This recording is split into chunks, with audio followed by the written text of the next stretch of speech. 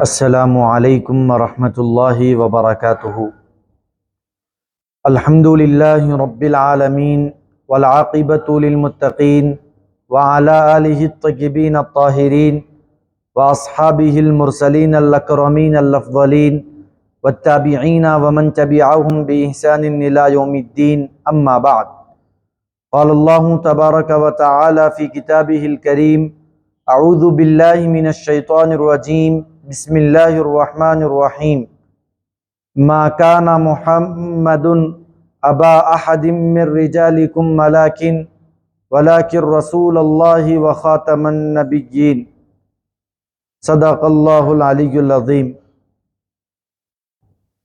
محترم و مکرم معزز ناظرین و سامعین و سامعات، ابھی خطبہ مسنونہ میں نے جس آیت کریمہ کو پڑھنے کا شرف حاصل کیا ہے، اس آیت کے متعلق کچھ گفت و شنید کروں بہتر اور مناسب سمجھتا ہوں۔ سب سے پہلے میرے اور آپ کے آقا، ہم بے کسوں کے کس، بے بسوں کے بس، یتیموں کے والی، غریبوں کے حامی، ہم سب کے آقا احمد مجتبیٰ محمد مصطفیٰ صلی اللہ علیہ وسلم کی بارگاہ بے کس پناہ میں ایک مرتبہ عقیدت اور محبت کے ساتھ درود پاک کا نذرانہ پیش فرما لیں۔ اللہم صلی علی سیدنا و مولانا محمد وعلی آل سیدنا محمد وبارک وسلم۔ حج اچھا، نماز اچھی، روزہ اچھا، زکوٰۃ اچھی، مگر باوجود اس کے میں مسلمان ہو نہیں سکتا۔ حج اچھا، نماز اچھی، روزہ اچھا، زکوٰۃ اچھی، مگر باوجود اس کے میں مسلمان ہو نہیں سکتا۔ نہ جب تک کٹ مروں میں خواجہ بطحا کی چوکٹ پر، خدا شاہد ہیں میرا ایمان کامل ہو نہیں سکتا۔ معزز سامعین و سامعات، ختم نبوت کونسل کے زیر اہتمام سلسلہ وار ہفتہ واری درس اور پروگرام آن لائن نشر کیا جا رہا ہے۔ اسی سلسلے کی کڑی میں آپ حضرات سے مخاطب ہوں۔ اللہ تبارک و تعالی کے حبیب صلی اللہ علیہ وسلم کی جو ختم نبوت کا عقیدہ ہے، اس عقیدے کو اللہ رب العزت نے کلام مجید میں واضح طور پر ارشاد فرمایا۔ آیت کریمہ میں ارشاد فرماتا ہے: ما کان محمد ابا احد من رجالکم۔ حبیب پاک صلی اللہ علیہ وسلم تم میں سے کسی کے بھی والد نہیں ہیں۔ من رجالکم، تمہارے مردوں میں سے، ولکن رسول اللہ وخاتم النبیین، لیکن حبیب داور صلی اللہ علیہ وسلم اللہ کے رسول اور نبیوں کے خاتم ہیں۔ یہاں پر اللہ رب العزت واضح طور پر ارشاد فرما چکا ہے کہ حبیب داور صلی اللہ علیہ وسلم اللہ کے رسول بھی ہیں اور نبیوں کے خاتم بھی ہیں۔ اب آئیے امام راغب اصفہانی رحمۃ اللہ علیہ مفردات القرآن میں ان الفاظ کی تشریح کرتے ہوئے ارشاد فرماتے ہیں: خاتم النبیین کا معنی کیا ہے، اس آیت کریمہ کا مطلب کیا ہے؟ تو امام راغب اصفہانی خاتم النبیین کا معنی بیان کرتے ہوئے ارشاد فرماتے ہیں: تممہا بمجیئہ، خاتم النبیین وہ ذات گرامی ہیں جو اپنی تشریف آوری کے ذریعے سے نبوت کے کمال کو تکمیل فرما چکے ہیں۔ نبوت کے کمال کی تکمیل حضور پاک صلی اللہ علیہ وسلم کی تشریف آوری کے ذریعے سے مکمل ہو چکی ہیں۔ اب اس آیت کریمہ میں اگر آپ غور فرمائیں گے، اللہ رب العزت نے خاتم النبیین کا لفظ ذکر فرمایا، چاہتا تو پروردگار عالم وہاں پر رسول کا بھی لفظ ذکر کر سکتا تھا، لیکن نبی اور رسول میں فرق سمجھ سکتے ہیں کہ نبی کا جو لفظ ہے اس میں عموم ہے اور جو رسول کا معنی ہے وہ خاص ہیں۔ جب عام چیز ذکر کر دی جاتی ہیں تو اس میں خاص چیزیں بھی آ جاتی ہیں۔ دوسرے مقام پر اللہ رب العزت اس کی مثال ذکر فرمایا کہ اپنے والدین کو اف تک نہ کہو۔ جب اف عام چیز ہے، ایک عام درد ہے، تو عزیزان ملت اسلامیہ اس میں تمام درد، بڑے بڑے درد بھی اس میں آ جاتے ہیں، بڑی بڑی تکلیفیں بھی اس میں آ جاتی ہیں۔ تو خاتم النبیین کا لفظ اللہ رب العزت نے ذکر کر کر یہ واضح کر دیا کہ آنے والے جتنے گمراہ فرقے ہوں گے، لوگ جو بھٹکنے والے ہوں گے، ان لوگوں کے لیے راہ راست پر آنے کے لیے اللہ رب العزت نے خاتم النبیین کا لفظ کا انتخاب فرمایا۔ یہ لفظ کا انتخاب ہم کو گمراہی سے محفوظ فرماتا ہے، کفر سے محفوظ فرماتا ہے۔ تاریخ اسلام اس بات پر گواہ ہے کہ آج تک نبی کریم صلی اللہ علیہ وسلم کے بعد جتنے لوگوں نے نبوت کا دعویٰ فرمایا ہے، ان تمام لوگوں کی اس طور پر سرکوبی کی گئی ہے، اس طور پر ان کا تعاقب کیا گیا ہے کہ ان کا نام و نشان مٹ چکا ہے۔ اللہ کے حبیب صلی اللہ علیہ وسلم کے ماننے والے، ان کے چاہنے والے، حضور پاک صلی اللہ علیہ وسلم کی جو ختم نبوت کا جو عقیدہ ہے، اس ختم نبوت کی پاسداری اور حفاظت کے لیے اپنی جانوں کو پیش فرمایا ہے، اپنی جانوں کو پیش فرمایا ہے۔ اب دیکھیے صفت خاتم الانبیاء صلی اللہ علیہ وسلم یہ کتنی بڑی صفت ہے، یہ کتنا بڑا حضور پاک صلی اللہ علیہ وسلم کا خاصہ ہے۔ حضور پاک صلی اللہ علیہ وسلم کو یہ نبوت کی جو صفت عطا کی گئی ہے، یہ ابتدا سے چلتے ہوئی آ رہی تھی۔ حضرت آدم کو اللہ نے نبی بنا کر اس دنیا میں بھیجا، دنیا یہیں سے ابتدا ہوئی، انسانیت کی تخلیق یہیں سے شروع ہوئی۔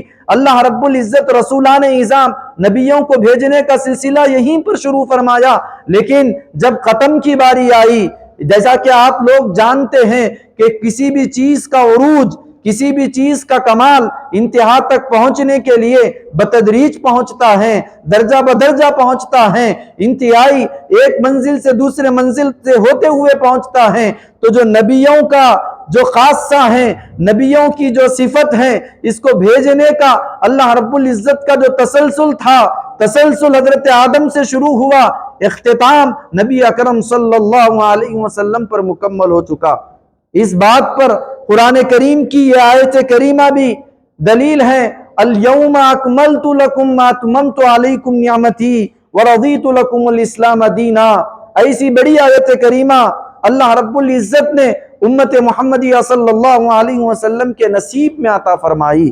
یہ آیت کریمہ یہ وضاحت کر رہی ہے کہ حضور اس دنیا میں تشریف لا چکے ہیں، اللہ کا جو دین تھا، اللہ رب العزت کا جو دین تھا، وہ دین حبیب کریم صلی اللہ علیہ وسلم کے ذریعے سے مکمل ہو رہا ہے۔ پھر اللہ یہ بھی فرما رہا ہے وَرَضِيتُ لَكُمُ الْإِسْلَامَ دِينًا، میں تمہارے اس دین سے راضی بھی ہوں۔ تو محترم سامعین اکرام، اللہ رب العزت نے کمال مطلق کو حبیب پاک صلی اللہ علیہ وسلم کے ذریعے سے مکمل فرما رہا ہے۔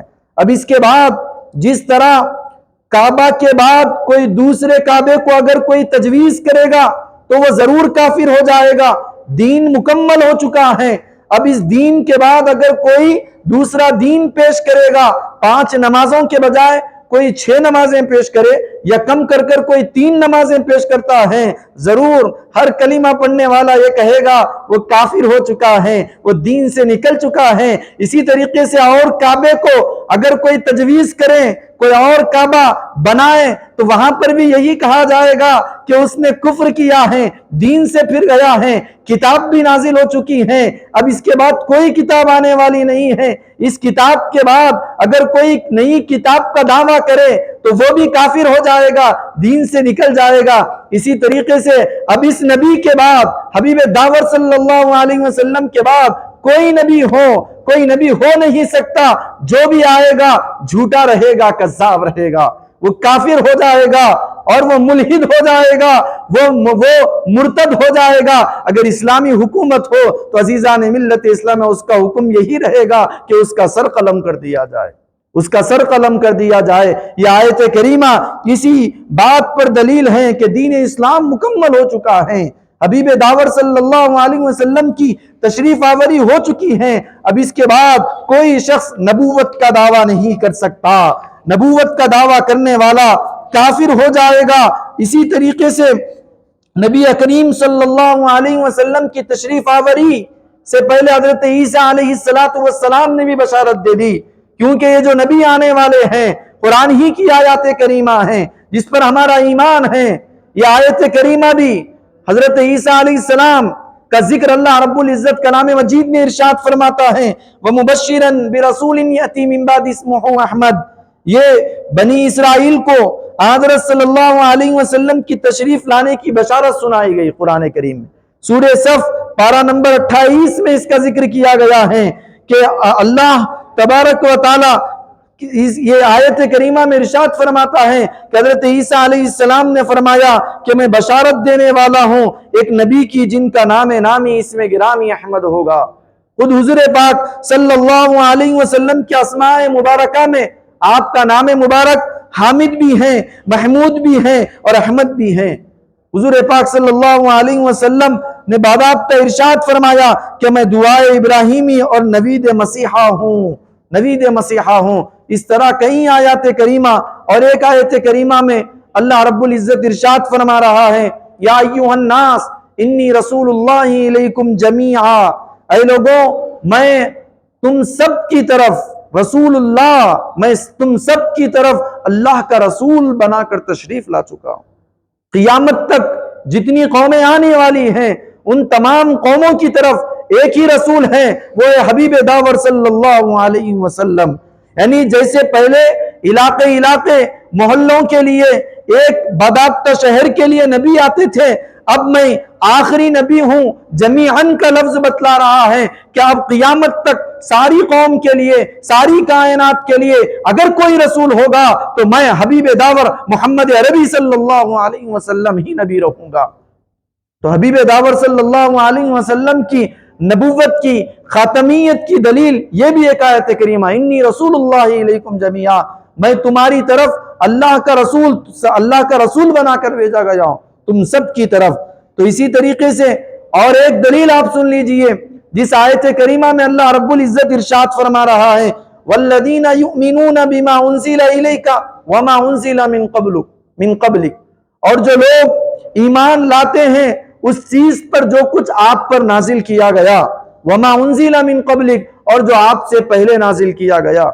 تو محترم سامعین اکرام اس آیت پاک میں غور فرمائیے، یہاں پر اللہ رب العزت حضور کریم صلی اللہ علیہ وسلم کے ورود کے بعد، آپ کی تشریف آوری کے بعد کسی نزول کا تذکرہ نہیں کر رہا ہے، کسی چیز پر ایمان نہ لانے کا تذکرہ اللہ رب العزت یہاں پر نہیں فرما رہا ہے، بلکہ ایمان وہ ہے جو آپ پر نازل ہوا اور آپ سے پہلے والوں پر نازل ہوا، وہی مومن ہے، وہی ایمان لانے والا ہے۔ تو پتا چلا کہ آپ علیہ السلام کے بعد کسی نبی کا تصور لانا بھی کفر ہے، کسی نبی کا تصور لانا بھی کفر ہے۔ نبی کریم صلی اللہ علیہ وسلم کی نبوت کے لیے خصوصی دلائل جو موجود ہیں، انہی دلائل میں سے اور ایک دلیل بڑی وضاحت کے ساتھ اللہ رب العزت نے کہ نبی کے بعد کوئی نبی نہیں ہوگا اس کی تصریح فرما دی۔ اس کی ایک دلیل یہ ہے وعد اللہ الذین آمنوا منکم، اور اللہ رب العزت نے ان لوگوں سے وعدہ فرمایا جو تم میں سے ایمان لے کر آئے ہیں، وعملوا الصالحات، اور اچھے اعمال نیک اعمال کیے ہیں، لَيَسْتَخْلِفَنَّهُمْ فِي الْأَرْضِ، اللہ تاکید کے ذریعے سے، لام تاکید کے ذریعے سے اور نون ثقیلہ کے ذریعے سے اللہ رب العزت تاکید ذکر کر رہا ہے کہ ہم جو ایمان لے کر آئے اور نیک اعمال کیے ہیں، ہم ان لوگوں کو زمین میں ان لوگوں کو اپنا خلیفہ بنائیں گے، خلیفہ بنائیں گے۔ كَمَا اسْتَخْلَفَ الَّذِينَ مِن قَبْلِهِمْ، جیسا اس نے تم سے پہلوں کو اپنا جانشین بنایا۔ اللہ رب العزت جانشین بنانے کا تذکرہ کر رہا ہے لیکن نبی بنانے کا تذکرہ نہیں فرمایا۔ تو یہ آیت کریمہ صحابہ اکرام رضوان اللہ تعالی علیہم اجمعین کے متعلق نازل ہوئی جو سراپا اطاعت تھے، ان کو بھی فرمایا کہ اللہ تعالیٰ نے آپ کو خلیفہ بنائے گا، خلیفہ بنائے گا۔ اگر خلیفہ بنائے گا، اگر نبوت جاری رہتی تو اللہ تعالیٰ فرماتے کہ آپ کو نبی بنائیں گے، یا اللہ نے لَيَسْتَخْلِفَنَّهُمْ فرمایا، خلیفہ بنائیں گے، تو اللہ نبی بنانے کا وعدہ نہیں کیا، خلیفہ بنانے کا وعدہ فرمایا، جانشین بنانے کا وعدہ فرمایا۔ اللہ تعالیٰ آپ کو خلیفہ بنائے گا، لیکن خلافت کا ذکر کرنا اور نبوت کا ذکر کرنا دلیل ہے اس بات کی کہ آپ صلی اللہ علیہ وسلم اور آپ صلی اللہ علیہ وسلم کے بعد نبوت کا دروازہ بند ہو چکا ہے۔ اور حضرت فرماتے ہیں کہ حضور اکرم صلی اللہ علیہ وسلم کے بعد خلیفہ تو بن سکتے ہیں لیکن نبی نہیں بن سکتے۔ حضور کے بعد خلیفہ جانشین تو بن سکتے ہیں لیکن خلیفہ نہیں، جانشین تو بن سکتے ہیں لیکن نبی نہیں بن سکتے، خلیفہ بن سکتے ہیں۔ تو محترم سامعین اکرام، تو تفصیلاً یہ کہ سیدنا ابو بکر صدیق تو بن سکے، سیدنا عمر فاروق اعظم تو بن سکے، عثمان غنی ذو النورین تو بن سکے، علی کرم اللہ وجہہ الکریم حیدر تو بن سکے، خالد سیف اللہ تو بن سکے، حضرت ابو عبیدہ بن جراح امیر امت تو بن سکے، حضرت بلال مؤذن مسجد نبوی تو بن سکے، مگر درس نبوت کے یہ تلامذہ، حضور کے یہ صحابہ، یہ سب کچھ بن سکے، مگر آپ صلی اللہ علیہ وسلم کی اتباع سے نبی اور رسول نہ بن سکے۔ سب کچھ بن سکے، خلیفہ بھی بن چکے، فاروق اعظم بھی بن گئے، اور جامع القرآن بھی بن چکے، امیر المومنین بھی بن چکے، لیکن عزیزان ملت اسلامیہ کوئی نبی اور رسول نہیں بنا، کوئی نبی اور رسول نہ بنا، نہ تشریعی بنا، نہ غیر تشریعی بنا، نہ ذلی بنا، نہ برزخی بنا۔ نبی یہ نبی کریم صلی اللہ علیہ وسلم کی جو ختمیت کا عقیدہ ہے، یہ قطعی دلائل سے واضح ہیں۔ قرآن کریم کی بے شمار آیات کریمہ، مفسرین اکرام بیان فرماتے ہیں کہ 100 ایسی آیات کریمہ ہیں جو حضور کریم صلی اللہ علیہ وسلم کی ختم نبوت کی واضح ترین دلائل موجود ہے قرآن۔ اور پھر احادیث مصطفیٰ صلی اللہ علیہ وسلم میں محدثین فرماتے ہیں کہ 200 سے زائد احادیث ایسے ہیں جو حضور کریم صلی اللہ علیہ وسلم کی نبوت پر دلیل ہے، ختم نبوت پر دلیل ہیں۔ اور ایک آیت کریمہ یہاں پر پیش کی جا رہی ہیں، وَتِلْكَ حُجَّتُنَا آتَيْنَاهَا إِبْرَاهِيمَ عَلَىٰ قَوْمِهِ، اور یہ جو حجت تھی، یہ جو دلیل تھی، ہم نے حضرت ابراہیم علیہ السلام کو عطا فرمائی۔ نرفع درجات من نشاء، ہم جسے چاہیں بلند درجے عطا کریں۔ اور ان ربک حکیم علیم، بے شک آپ کا رب حکمت والا جاننے والا ہے۔ وَوَهَبْنَا لَهُ إِسْحَاقَ وَيَعْقُوبَ، ہم نے حضرت ابراہیم علیہ السلام کو اسحاق علیہ السلام عطا فرمایا، اسی طریقے سے یعقوب علیہ السلام بھی عطا فرمایا۔ ہر ایک کو ہم نے ہدایت دی، اور نوح کو اس سے پہلے ہم نے ہدایت دی، اور ان کی اولاد میں سے حضرت نوح علیہ السلام کی اولاد میں سے حضرت داؤد علیہ السلام ہیں، حضرت ایوب اور یوسف، موسیٰ، ہارون علیہ السلام کو ہدایت دی۔ اس طرح ہم نیکی کرنے والوں کو ہدایت عطا فرمائے، جو نیکی کرتے تھے اللہ نے ان کو ہدایت عطا فرمائی۔ زکریا علیہ السلام، یحییٰ اور عیسیٰ، الیاس علیہ السلام، ہر ایک ان میں سے صالحین تھے۔ اسماعیل اور یسع، یونس علیہ السلام، ان سب کو اللہ رب العزت نے چنا اور ہدایت دی، راہ سکھائی۔ اب ان آیات سے روز روشن کی طرح ثابت ہو رہا ہے کہ نبوت کے درجے پر ان کو فائز کیا جاتا رہا جن کے مرتبے بلند تھے، جن کے اخلاق بلند تھے، جن کی عادت کریمانہ تھی۔ محترم، وہ لوگ صراط المستقیم پر چلنے والے تھے، حضور کی اتباع کرنے والے۔ اور حضور کی اتباع محترم سامعین اکرام کرنے والا امتی ہوگا، اور حضور پاک صلی اللہ علیہ وسلم کو نبیوں کا خاتم سمجھے گا، نبیوں کا خاتم سمجھے گا۔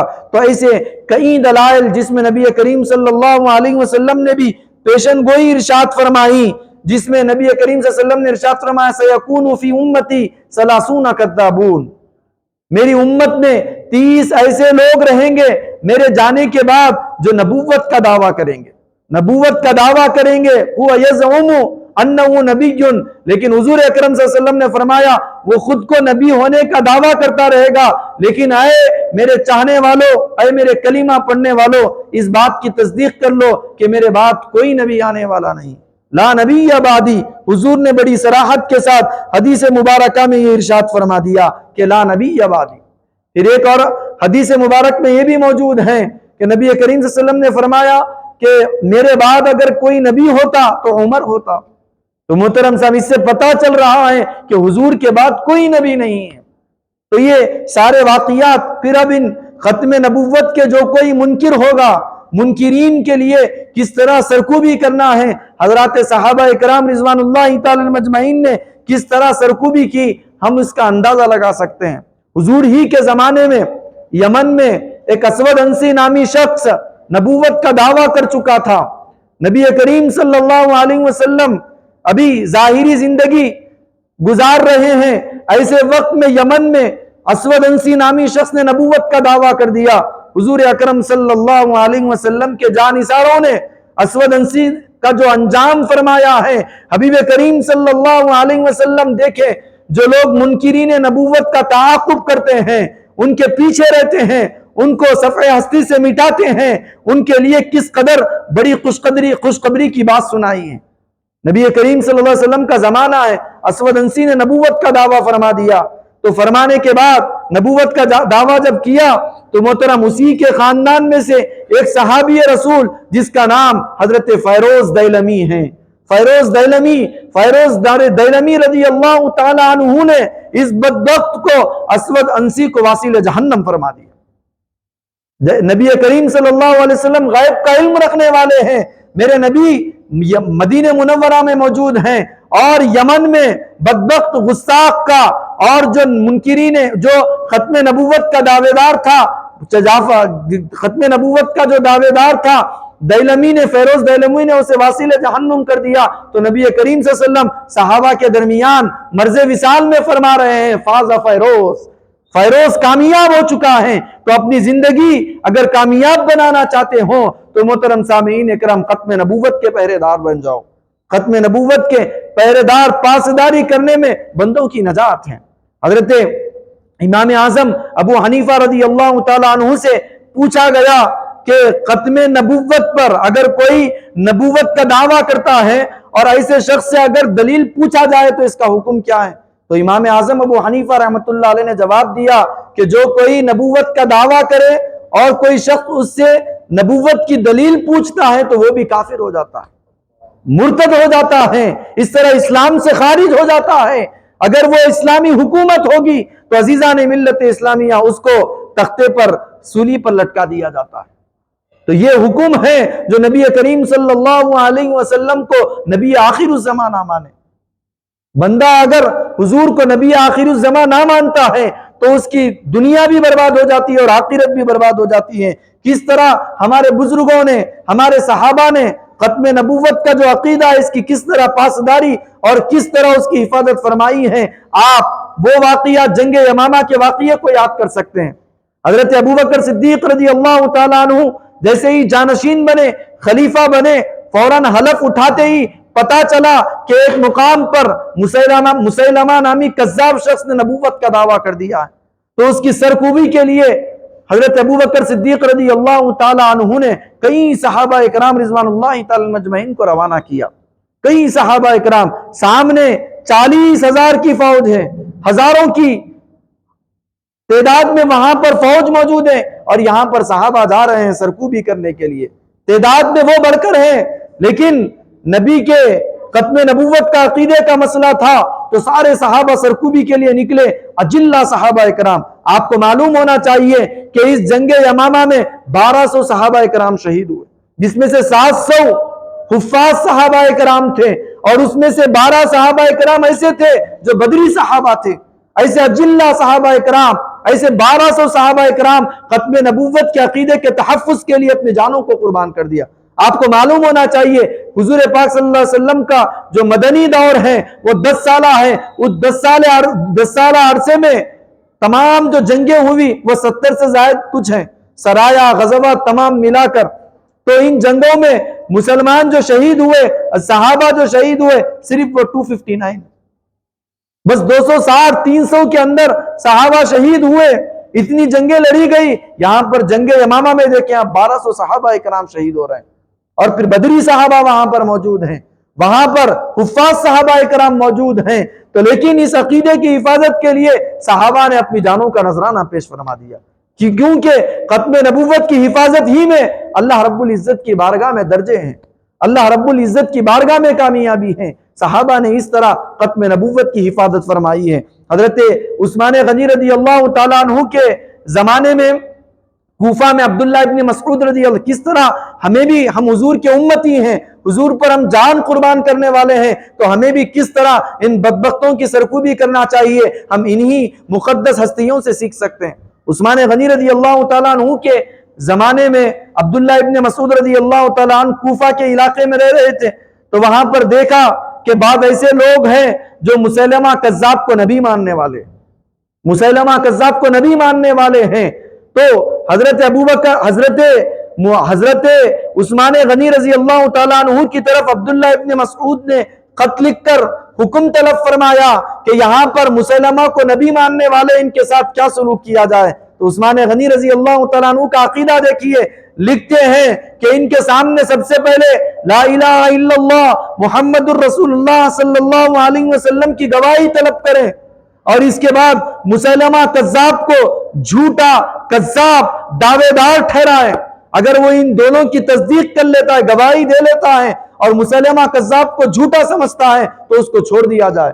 اور اگر کوئی لا الہ الا اللہ محمد الرسول اللہ پڑھتا ہے لیکن مسیلمہ کذاب کو نبی مانتا ہے تو اس کو تختہ دار پر لٹا دیا جائے، سولی پر ٹھہرا دیا جائے۔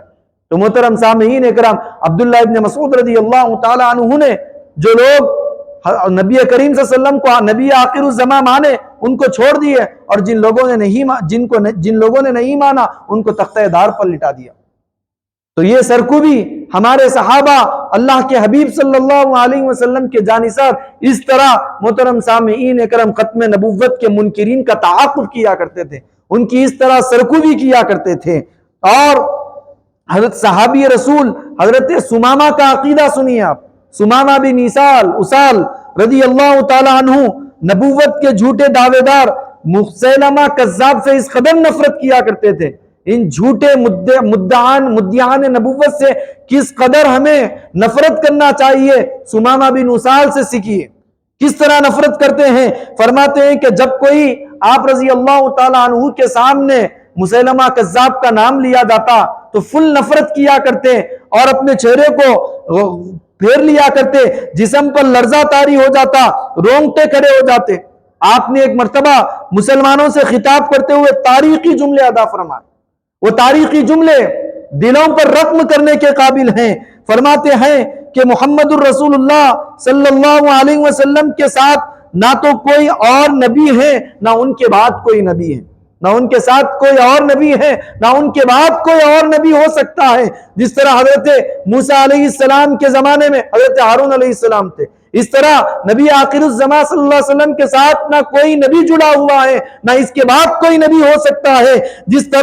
کس طرح مثال دی ہے، اس جملے کو دلوں پر رقم کرنے کے قابل ہیں۔ فرماتے ہیں کہ جس طرح اللہ رب العزت کی الوہیت میں کوئی شریک نہیں، اسی طرح محمد مصطفیٰ صلی اللہ علیہ وسلم کی نبوت میں بھی کوئی شریک نہیں ہو سکتا، حضور کی نبوت میں بھی کوئی شریک نہیں ہو سکتا۔ یہ حضرت سمامہ بن اسال رضی اللہ تعالی عنہ کا عقیدہ ہے۔ عزیزان ملت اسلامیہ، ہمیں بھی چاہیے کہ ان بدبختوں سے دور بھی رہیں، ان سے نفرت بھی کریں، اور ان کی سرکوبی کے لیے ہم ہمتن ان کے خلاف عزیزان ملت اسلامیہ ضرور ان کے خلاف ہم ان کی سرکوبی کریں، تعاقب کریں۔ اسی میں ہماری نجات ہے، اسی میں ہماری فلاح ہے، اسی میں ہماری کامیابی ہے۔ صحابہ نے زندگی بھر حضور اکرم صلی اللہ علیہ وسلم کی غلامی کی، جب حضور کی عصمت کی باری آئی، حضور کے ختم نبوت کا معاملہ آیا، تو کبھی عزیزان ملت اسلامیہ اپنی جان کو نچھاور کرنے کے لیے پیچھے نہیں ہٹے۔ تو ہم ان کو دبانے کے لیے، ان کا تعاقب کرنے کے لیے کس قدر ہم مضبوط ہو سکتے ہیں، مضبوط ہونا چاہیے۔ یہی مضبوطی اللہ رب العزت کی بارگاہ میں آپ کو بلند درجوں سے نوازے گی۔ نبی کریم صلی اللہ علیہ وسلم کی تشریف آوری ہو چکی ہے۔ کسی شاعر نے کیا خوب کہا، حضور پاک صلی اللہ علیہ وسلم کی تشریف آوری ہو چکی ہے۔ حضور نبوت کا جو کمال ہے اس سارے کمال کو لے کر اس دنیا میں آ چکے ہیں، نبوت کا مکمل کمال۔ وہ اس شاعر نے اس شعر میں اس کو پرویا ہے کہ حسن یوسف دم عیسیٰ ید بیضاداری آنچا خوبا ہما دارین تو تنہا داری۔ حضور آپ یوسفی حسن، عیسوی اعجاز مسیحائی اور موسوی ید بیضا رکھتے ہیں، اور وہ تمام خوبیاں اور اوصاف جو حسینان جہاں میں موجود ہیں وہ سارے آپ کی ذات گرامی میں اللہ رب العزت نے موجز کر رکھا ہے۔ ساری چیزیں اللہ رب العزت نے آپ کی ذات مبارکہ میں رکھا ہے۔ تو حضور کو آخری نبی ماننا ہے۔ اب اس نبی کے لفظ میں جو کوئی لغوی مباحث کرے، عقلی مباحث کرے، عقل کو سے پیش کرے اور لغت کو پیش کرے، عزیزان ملت اسلام یاد رکھ لیجئے کہ جو عقیدہ ہوتا ہے وہ لغوی مباحث پر نہیں بنتا ہے، عقلی مباحث پر نہیں بنتا ہے، کہ جو عقیدہ بنتا ہے وہ قرآن کی قطعی الدلالہ آیتوں سے بنتا ہے، قطعی الدلالہ نصوص سے بنتا ہے، اسی سے عقیدہ بنتا ہے۔ عقلی اور عقلی اسی طریقے سے لغوی ان چیزوں سے عقیدہ نہیں بنتا۔ اسی سے مختصر سی ہماری اس نشست سے اللہ رب العزت سے دعا کرتا ہوں کہ پروردگار جو کچھ بیان کیا گیا، جو کچھ کہا مولا حق ہے، مولا وہ تیری طرف سے ہیں، جو کچھ خطا ہیں مولا وہ میرے شر سے ہیں، میرے نفس سے ہیں۔ پروردگار تو اپنے خاص فضل و کرم سے ہمارے تمام صغیرہ کبیرہ گناہوں کو معاف فرما۔ یا اللہ جتنے لوگ گمراہی کے راستے پر چل رہے ہیں مولا ان سب کو مولا گمراہی والے راستے سے محفوظ فرما دے۔ یا اللہ جتنے لوگ ختم نبوت کانفرنس اور اس کونسل سے جڑے ہوئے ہیں مولا، یا اللہ ان کی زندگیوں میں خیر و برکت عطا فرما، تڑپنے بھڑکنے کی توفیق دے، دل مرتضی سوز صدیق دے، قوت عشق سے ہر پست کو بالا کر دے، دہر میں اس میں محمد سے اجالا کر دے۔ وما علینا الا البلاغ۔